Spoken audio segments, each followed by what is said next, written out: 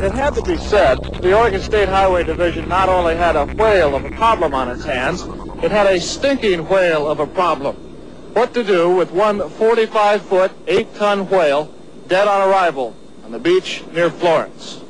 It had been so long since a whale had washed up in Lane County, nobody could remember how to get rid of one. In selecting its battle plan, the Highway Division decided the carcass couldn't be buried because it might soon be uncovered.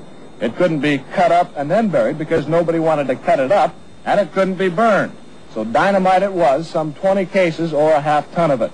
The hope was that the long-dead Pacific gray whale would be almost disintegrated by the blast, and that small pieces still around after the explosion would be taken care of by seagulls and other scavengers. Well, I'm confident that it'll work. The only thing is we're not sure just exactly how much explosives it'll take to disintegrate this thing, so the scavengers, seagulls and crabs and whatnot can clean it up. The dynamite was buried primarily on the leeward side of the big mammal, so as most of the remains would be blown toward the sea.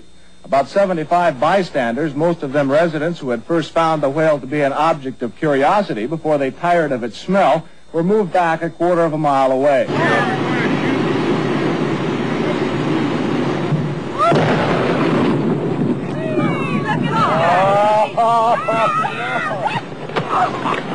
All right, Fred, you can take your hands out of your ears.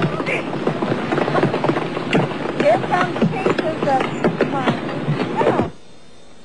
Our camera stopped rolling immediately after the blast. The humor of the entire situation suddenly gave way to a run for survival as huge chunks of whale blubber fell everywhere. A parked car over a quarter of a mile from the blast site was the target of one large chunk.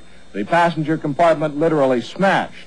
Fortunately, no human was hit as badly as the car. However, everyone on the scene was covered with small particles of dead whale. As darkness began to set in, the highway crews were back on the beach burying the remains, including a large piece of the carcass which never left the blast site. It might be concluded that should a whale ever wash ashore in Lane County again, those in charge will not only remember what to do, they'll certainly remember what not to do.